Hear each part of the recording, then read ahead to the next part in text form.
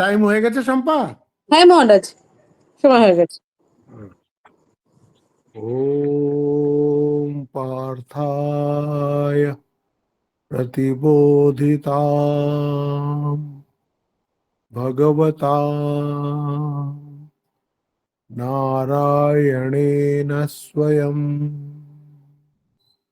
व्यासेन ग्रथितां पुराणमुनिना मध्ये महाभारतम् अद्वैतामृतवर्षिणीं भगवतीम् अष्टादशाध्यायिनीम् अम्ब त्वामनुसन्दधामि भगवद्गीते भवद्वेषिणीम्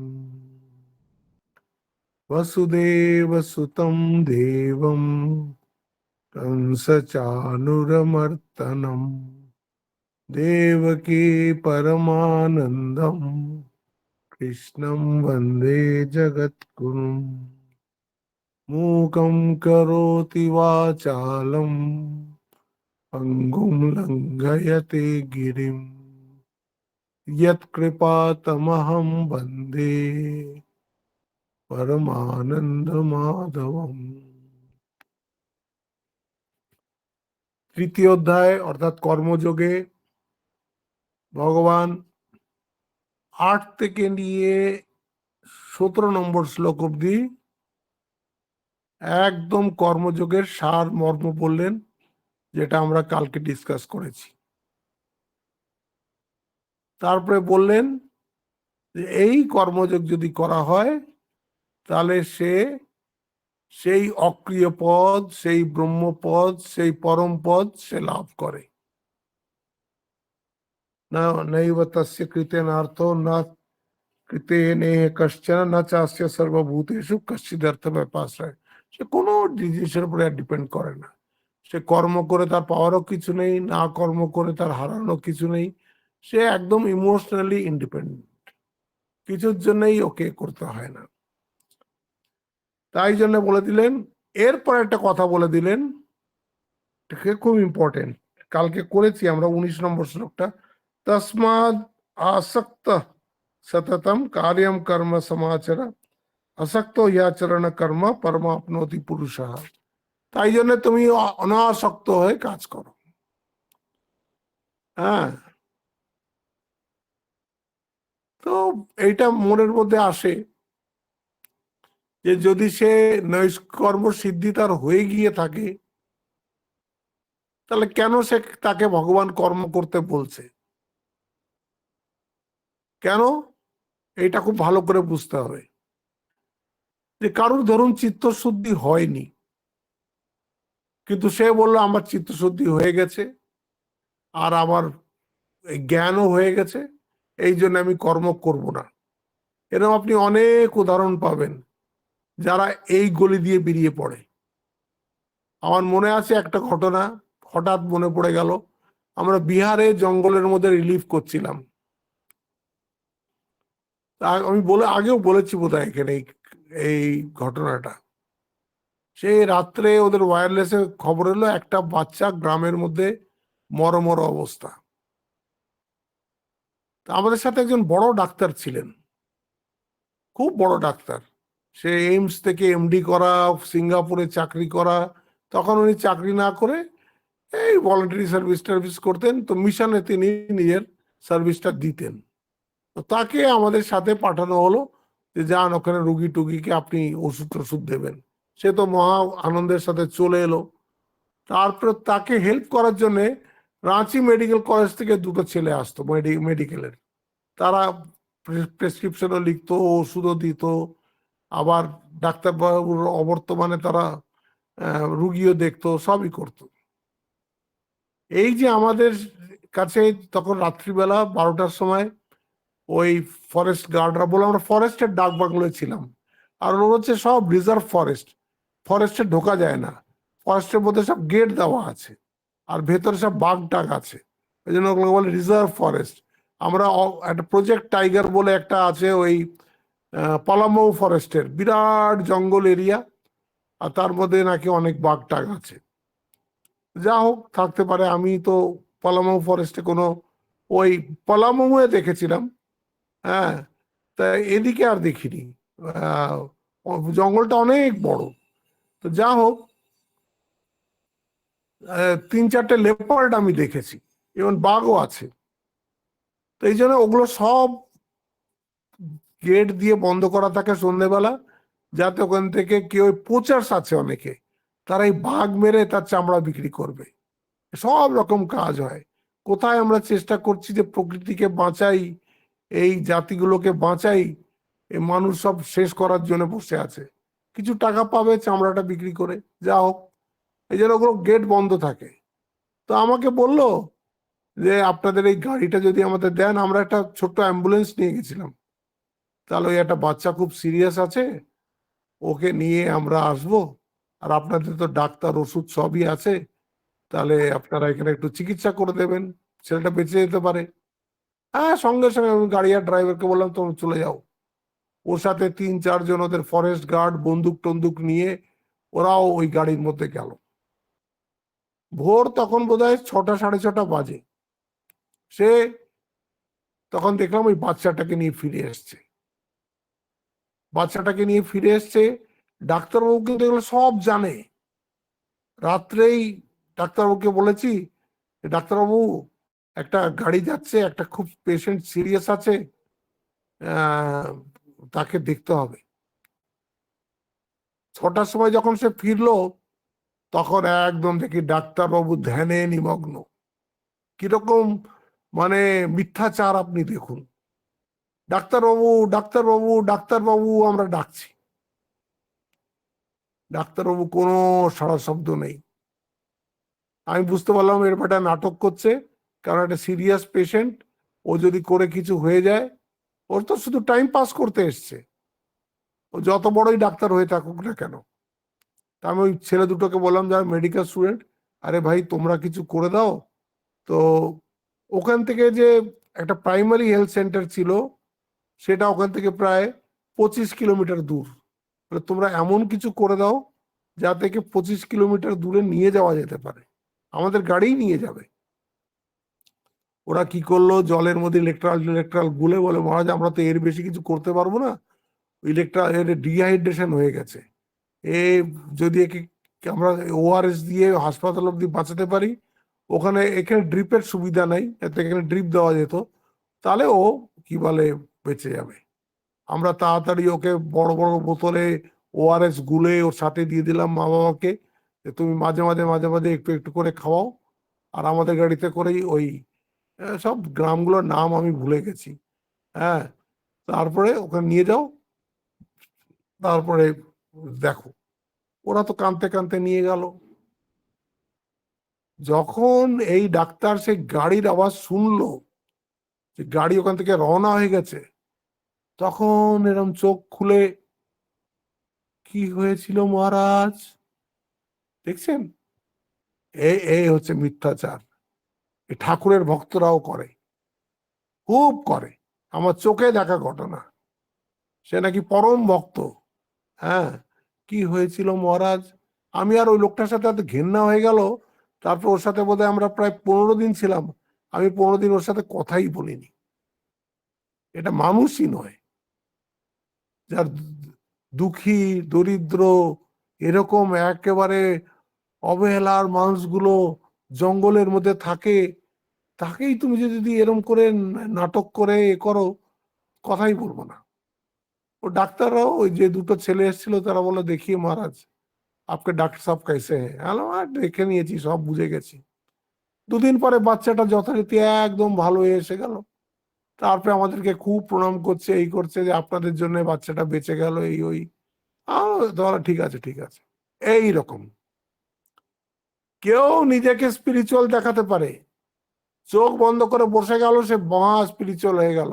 তখন হয়তো একটা ঘরের দরকারি কাজ আছে, সে তখন চোখ বন্ধ করে বসে আসছে, জপে আছে। এই রামচন্দ্র দত্তের বাড়িতেও এরম হয়েছিল। ঠাকুর আসতেন রামচন্দ্র দত্তের বাড়িতে। রামচন্দ্র দত্ত তো বেশ একটু ধনী লোক ছিলেন, তার বাড়িতে অনেক চাকর বাকর ছিল। রামচন্দ্র বাবু দেখছেন যে কোনো চাকরকে ডেকে পাওয়া যাচ্ছে না, সব চাকর মালায় আছে। যার কথাই জিজ্ঞেস করা হয় না ওখানে মালায় আছে, সব জব করছে। তারপরে রামবাবু বললো, দেখ চাকরি করবি তো ঠিক করে কর, না সব বেরিয়ে যা। তারপরে সব মালা টালা ছাড়লো। হ্যাঁ, এই নাটক কাজ করবো না বলে সব মালায় আছে। পরমহংস মশাই আসেন, উনি বলেছেন এরকম ভগবানের নাম করতে হবে, তারা সব মালা নিয়ে নিয়ে বসে রয়েছে। এই জন্যই এখানে এইটা বলছেন যে দেখো যে নেই বা তাস্য কৃতে নার্থ, এই যে বললাম আমি যে তার কোনো কর্ম নেই, সে যদি কোনো কর্ম নাও করে তাহলেও তার কোনো ক্ষতি সে পরোয়া করে না, যে আমি কর্ম করলাম না বলে আমার এই ক্ষতি হলো, বা এই কর্মটা করছি এই লাভের জন্য, ওসব কিচ্ছু না। ও একদম আপনাতে আপনি মন থেকো, মন যেও না কারো ঘরে। হ্যাঁ, না চাস্য সর্বভূতেষু কশ্চিৎ ব্যর্থ ব্যাপাশ্রয়, সে কোনো কিছুর উপরে সে ডিপেন্ড করে না। সে একেবারে ভক্ত হলে ভগবান, আর জ্ঞানী হলে আত্মা। হম, এখানে তো জ্ঞানেরই কথা হচ্ছে, সব জ্ঞানেরই কথা হচ্ছে যে কি করে নৈষ্কর্ম সিদ্ধি হয়। তারপরেই বলছেন যে দেখো এর মধ্যে খুব মিথ্যাচার হওয়ার স্কোপ রয়েছে। কেউ এইটাকে কোট করে, আমার এই কথাটাকে কোট করে বলে দিল আমার তো ভগবান দর্শন হয়ে গেছে, আমার আর কোনো কর্ম বাকি নেই, বলে সে চুপচাপ বসে গেল। বহু লোক বসে যায়ও, আপনারাও দেখেছেন, কিচ্ছু করবে না, বসে থাকবে। আর বলবে এই করেই ভারতের এই যে পতন, এই ধর্মের নামে এই যে তামসিকতা, ধর্ম নামে কিছু করবো না, চুপচাপ বসে থাকবো, এইটা ভারতের পতন ডেকে এনেছে। স্বামীজি এই জন্য প্রবল রজগুণ চেয়েছিলেন, যে আগে তোমরা তমগুণী তো, হ্যাঁ 1000 বছর ধরে তোমরা এখানে গোলাম হয়ে রয়েছো, তোমরা চাবুক ছাড়া কাজ করো না, আগে তোমরা কাজ করতে শুরু করো, তোমাদের নিজের উন্নতি করতে শুরু করো, নিজের যত দূর বোধোদয় হয় তুমি করতে শুরু করো, নিঃশ্রেষের কথা পরে হবে। তাই জন্য এখানে বলছেন তসমাদ আসক্ত সততম কার্যম কর্ম সমাচর আসক্ত হি আচরণ কর্ম পরমাপ্নোতি পুরুষা। এই জন্য তুমি কর্ম করতে থাকো।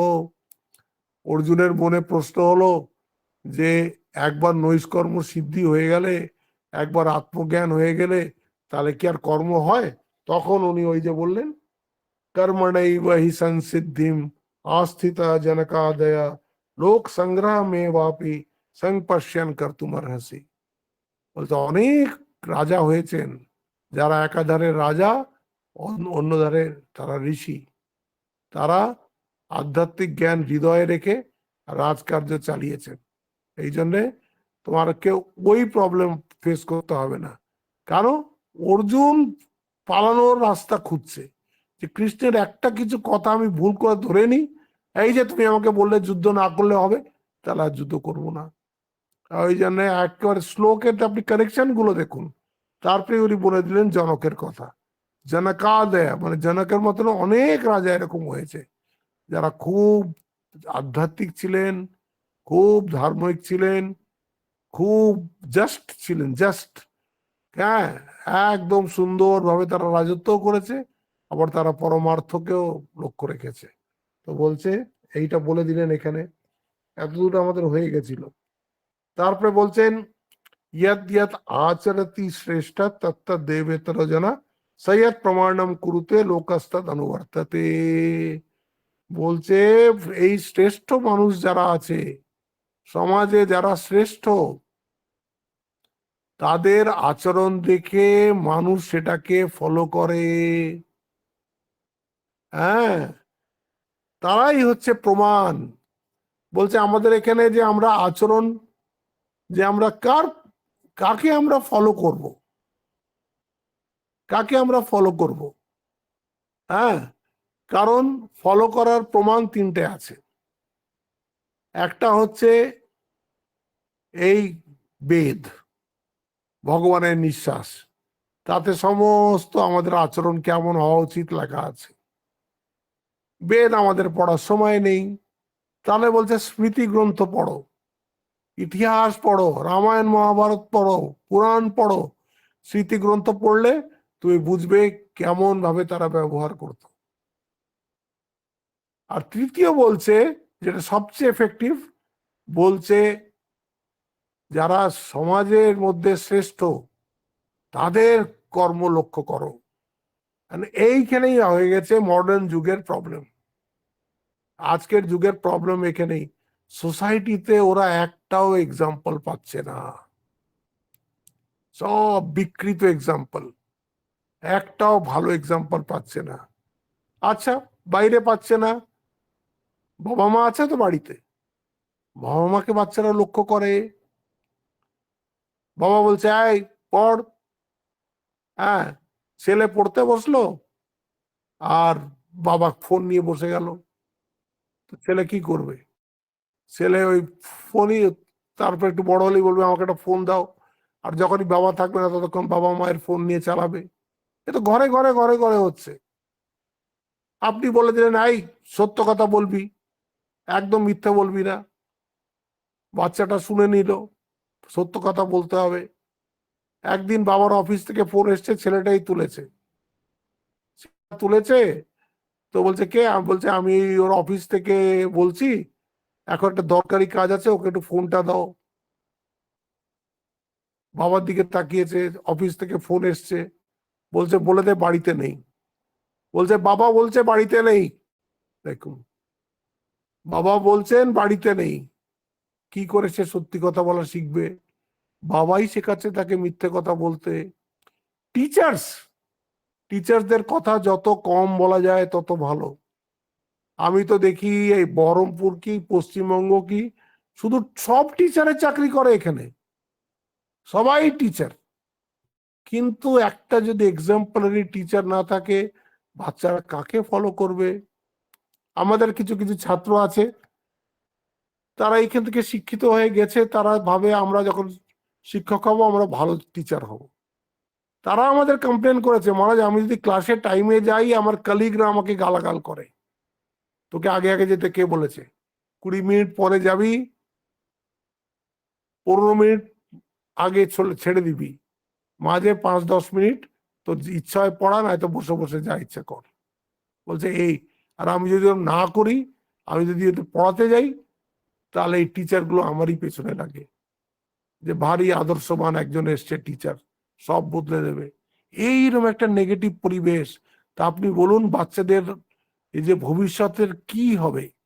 মা বাবা এক্সাম্পল নয়, টিচার এক্সাম্পল নয়, পলিটিশিয়ানের এক্সাম্পল নয়, কেউ এক্সাম্পল নয়, একদম কোনো ওরা উদাহরণ পায় না সামনে, চোখের সামনে। উদাহরণ কাকে পাচ্ছে?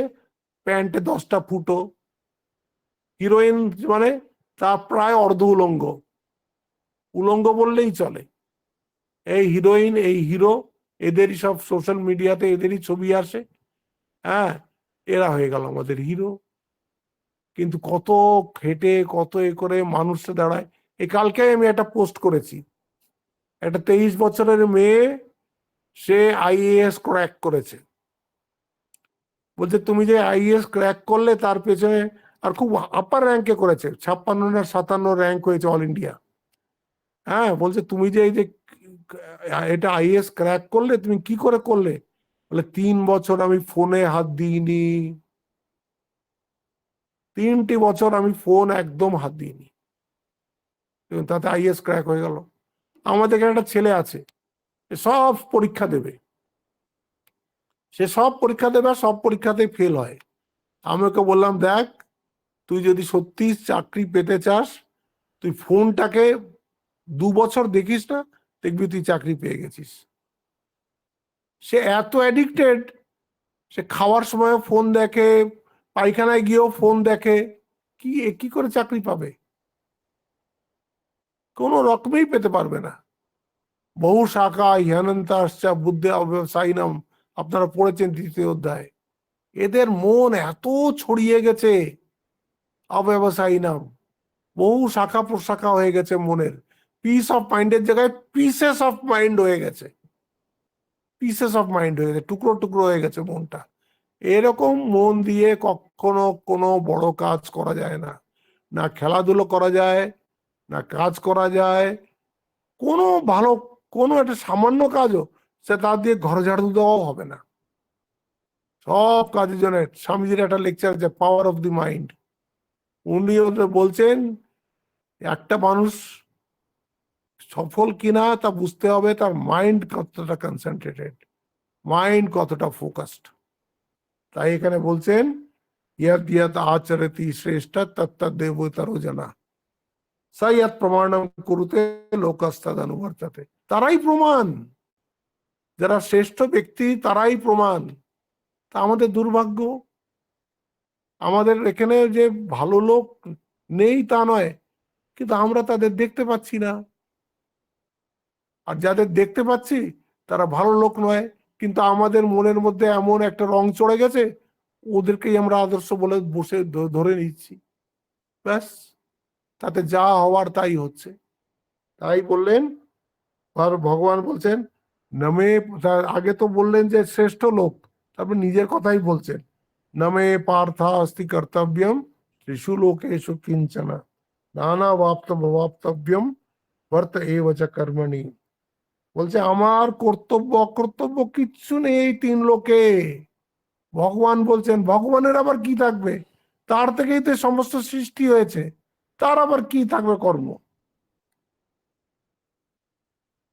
পাওয়ারও কিছু নেই, অপ্রাপ্ত কিছু নেই, তথাপি আমি কর্মে প্রবৃত্ত থাকি। কর্ম মানে কি? Fruitful work, meaningful work. Swamiji বলছেন না, স্বামীজিকে একজন রিপোর্টার জিজ্ঞেস করেছে যে what do you think about yourself Swami, বিদেশে জিজ্ঞেস করেছে। স্বামীজি বলছেন I think myself a daredevil who circled the world twice without a paisa in his pocket. দেখো, and wherever I went, I established Sanatan Dharma. স্বামীজির পরিব্রাজকে ভেগাবন্ড নয়, যেখানে যেখানে যেখানে গেছেন এই সনাতন ধর্মের প্রচারের ঝান্ড পুঁতে দিয়ে এসেছেন। যেখানে যেখানে লেকচার দিয়েছেন সেইখানে সেখানে আজকে আসন দাঁড়িয়ে গেছে, এখানে সেখানে ভক্ত দাঁড়িয়ে গেছে। তিনি চলে গেছেন 1902 সালে, কিন্তু তার কাজ দেখুন এখনো চলছে। Don't be a vagabond, don't do meaningless work. আর কিছু মিনিংফুল কাজ করতে হবে, যাতে বহুজন হিতায় বহুজন শিখায়। আপনারা পারবেন, সবার মধ্যে সেই শক্তি আছে, কিন্তু ভাবেনি এই ব্যাপারে এরম ভাবেও কাজ করা যায়, ওরম ভাবেও কাজ করা যায়।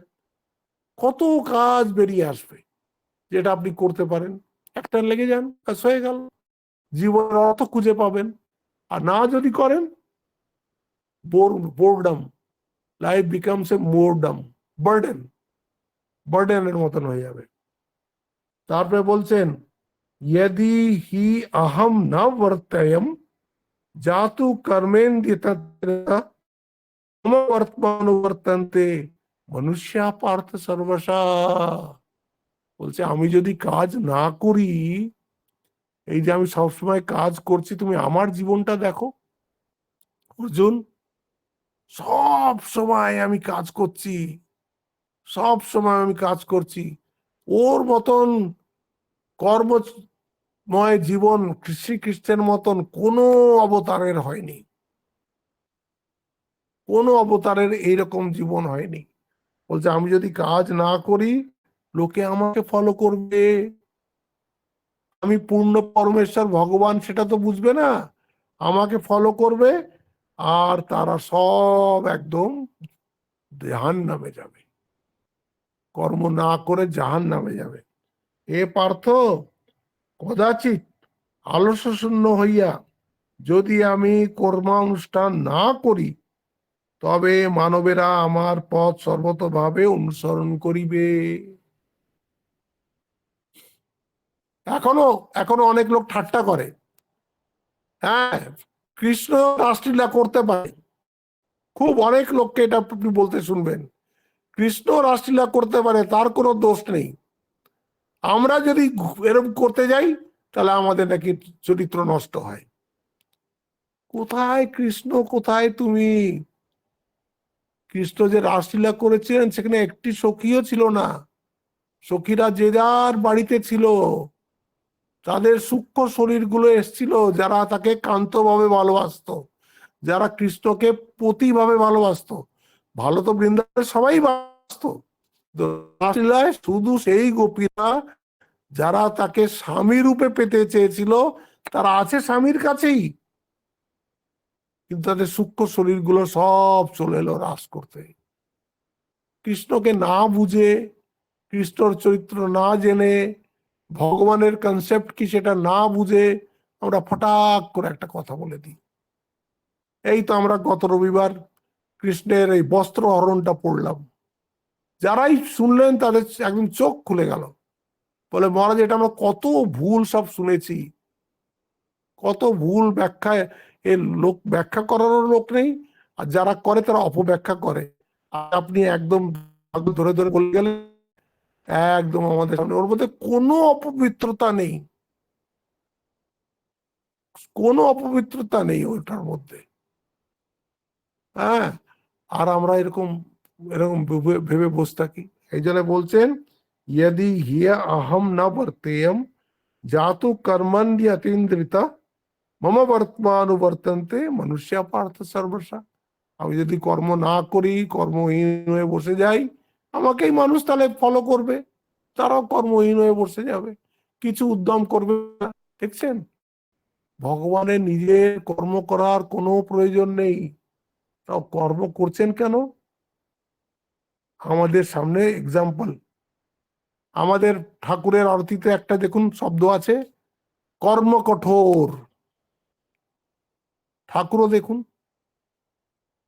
তার কোনো আলাদা ড্রয়িং রুম নেই, তার কোনো আলাদা বেডরুম নেই। দক্ষিণেশ্বরে গিয়ে তো আপনারা দেখেছেন, ওই একটাই ঘর, সেখানে একটা বড় খাট আর একটা ছোট খাট। বড় খাটে ঠাকুর করতেন, ছোট খাটে বসে বসে কথা বলতেন। অনেক সময় ঠাকুর একটু চোখটা লাগবে, 20টা ভক্ত এসে পায়ের কাছে বসে থাকলো, কোনো প্রাইভেসি নেই, কিচ্ছু নেই। উনি যেই দেখলেন ওদেরকে, সঙ্গে সঙ্গে উঠে শুরু হয়ে গেলেন। কথামৃতের প্রতি পাতায় শুধু ওই আছে, কোথাও আপনি পাবেন না ঠাকুর এখন বিশ্রাম করিতেছেন, এখন কেউ সেই বাড়িতে ঢুকিতে পারিবে না, এরকম একটা শব্দ ওখানে পাবেন না। ক্রমাগত আর সেই এক কথা, ভগবান জীবনের উদ্দেশ্য এবং ভগবান লাভই আমাদের একমাত্র উদ্দেশ্য হওয়া উচিত। কি করে পাওয়া যায়, তার বিভিন্ন ভাবে তিনি কখনো লৌকিক উদাহরণ দিয়ে, কখনো গল্পচ্ছলে তিনি এইসব কথা বলে যাচ্ছেন। আর সেটা একদিন দুদিন না, মৃত্যু অবধি। গলায় ক্যান্সার হয়েছে, মহেন্দ্রলাল সরকার বলছে তুমি কারোর সাথে কথা বলবে না, হ্যাঁ তোমার কথা বলা একদম বারণ, শুধু আমি যখন আসবো আমার সাথে কথা বলবে। ঠাকুর তো কি যাওয়ার আগে হাটে হাড়ি ভেঙে দিয়ে যাচ্ছেন, আর সেই অমৃত একদম যেই আমাদের এই তৃষিত এই মনের উপরে যখন ওটা পড়ছে, আমরা একটা পুনর্জীবন লাভ করছি। আমরা যে পুরো একদম আলোকময় পথ দেখতে পাচ্ছি ঠাকুরের কথার মধ্যে দিয়ে, জীবনকে নতুন ভাবে বাঁচতে চেষ্টা করছি।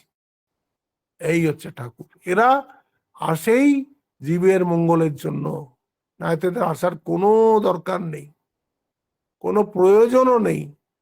জীবের দুঃখে কাতর হয়ে, কারণ একটা মানুষ ভুলে গেছে, পথ ভুলে গেছে, অন্ধকারে হাতড়াচ্ছে, কে ওকে রাস্তা দেখাবে? ভগবানই রাস্তা দেখাবেন। এই জন্য ভগবান রাস্তা দেখাতে আবার এসছেন।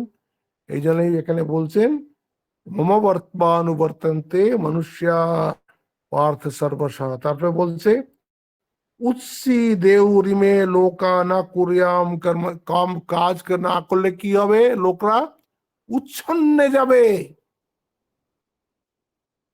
উৎসি দেউরিমে লোকা না কুরিয়াম কর্ম চেদহম শঙ্করস্য চ কর্তা স্যাৎ উপহান্যামিমাম প্রজা। কর্ম যেই করবে না, এদের মরাল লাইফটা আস্তে আস্তে আস্তে আস্তে ডাউনগ্রেডেড হবে। আর হলে কি হবে? বর্ণ সংকর তৈরি হয়ে যাবে।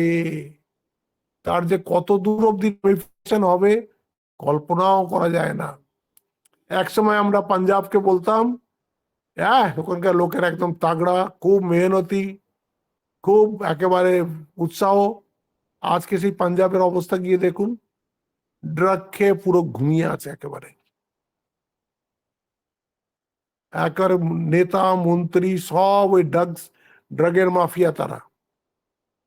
পাকিস্তানের বর্ডার থেকে ড্রাগ ঢুকছে, বিশেষ করে যেগুলো বর্ডার ডিস্ট্রিক্ট আছে সেখানে তো একটা যুবক বাকি নেই,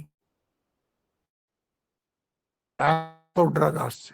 এখানে বলছেন আমি যদি কর্ম না করি তবে এই সকল লোক কর্মলোভ হেতু নষ্ট হইবে, আর তা হইলে আমি বর্ণ সংকরের কর্তা হইব। আমি কাজ না করলে দেখছো কত ক্ষতি হয়ে যাবে। এবং প্রজাগণকে মলিন করিব, অর্থাৎ প্রজাগণের বিনাশ কর্তা হইব। ভগবান সবসময় কাজ করছেন, আমরা তার অংশ, আমাদেরও কাজ করা উচিত। তবে ওই কাজের মধ্যে আমি বলেছিলাম আসবে, আরো কথা আসবে, সাত্বিক কর্ম, রাজসিক কর্ম, তামসিক কর্ম। এমন কাজ করতে হবে যাতে বহু লোকের একসাথে মঙ্গল হতে পারে, তাহলে সেটাকে বলা হবে সাত্বিক কর্ম। হ্যাঁ, সেখানে আমার কোনো রেজাল্ট পাই না পাই, যাতে আমার কাজে অনেক লোক উপকৃত হচ্ছে, এরকম কাজ করতে হবে। এইবার এবার দারুণ ইম্পর্টেন্ট লোক আসছে, এটা খুবই ভালো। না বুদ্ধি ভেদম জনয়েত অজ্ঞানাম কর্ম সঙ্গিনাম যোজয়েত সর্বকর্মাণি বিদ্বান যুক্ত সমাচরণ। ধরুন আপনি নিষ্কাম কর্ম করছেন, সবাই তো নিষ্কাম কর্ম করতে চায় না, সবার উদ্দেশ্য থাকে অভ্যুদয়। অভ্যুদয়ের জন্য সে সকাম কর্মই করবে, সে ভালো পড়াশোনা করবে কি ভালো খাটবে যাতে তার উন্নতি হয়।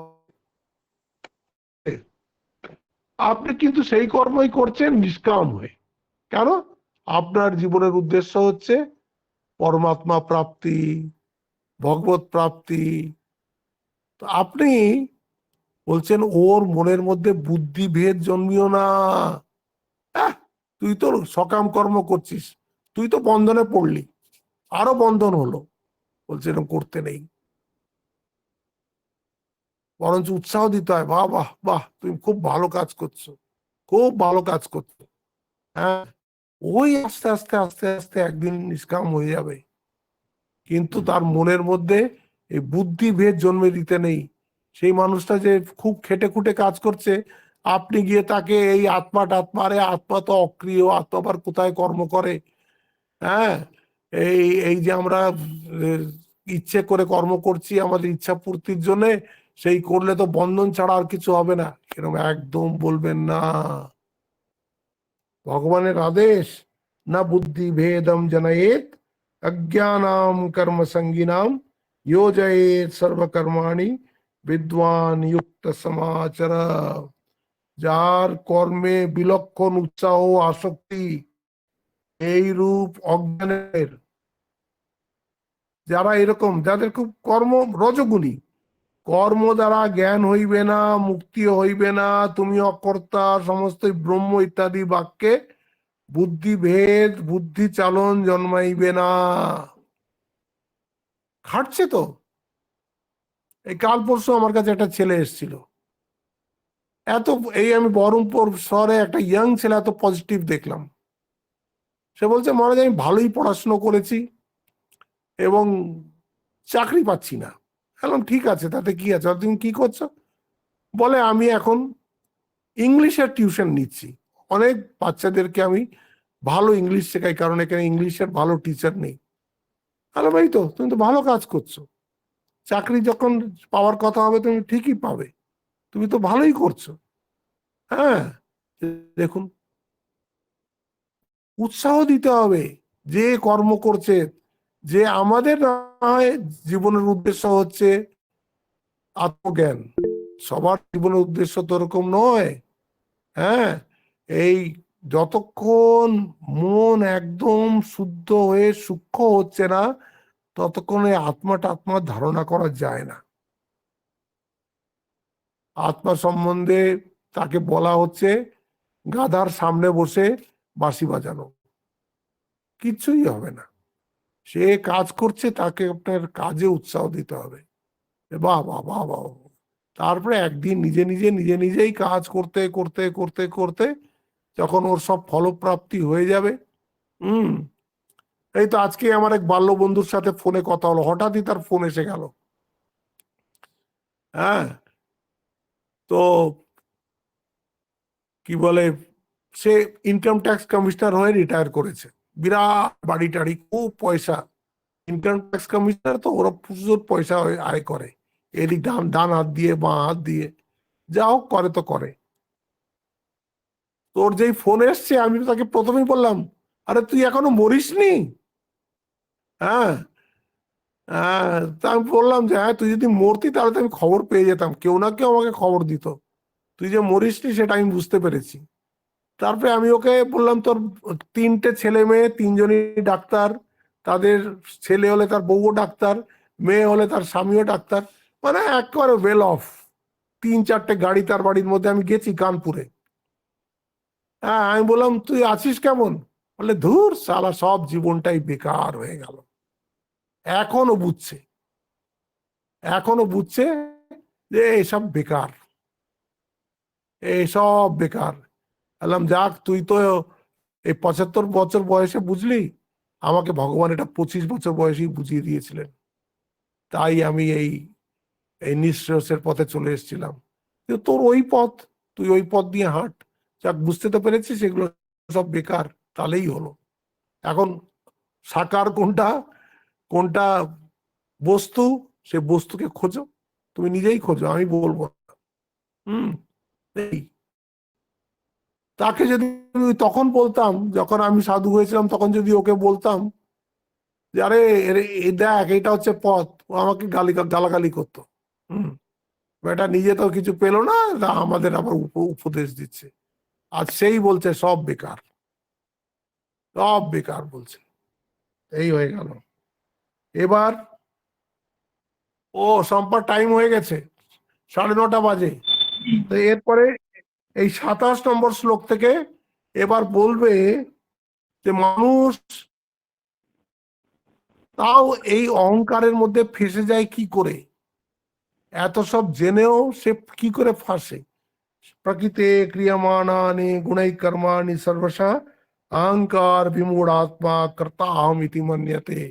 এই যে অহংকারে বিমূঢ় হয়ে সে নিজেকেই কর্তা মনে করে। কেন মনে করে? কারণ সে প্রকৃতি দিয়ে তৈরি, সত্য রজো তম দিয়ে তৈরি। এই জন্যে যতক্ষণ সে নিজেকে ম্যাটার মনে করছে, সেটা সত্যই হোক না কেন, ততক্ষণ তুমি নিজেকে কথাই মনে করবে। হ্যাঁ, সেইটা দিয়ে আমরা আবার পরের সোমবার শুরু করব, এই 27 নম্বর শ্লোক থেকে। আজকে এইখানেই শেষ করছি। ওম শান্তি শান্তি শান্তি। হরি ওম তৎসৎ।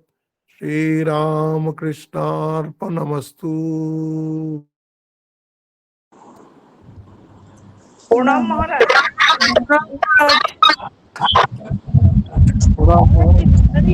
প্রণাম মহারাজ। প্রণাম মহারাজ।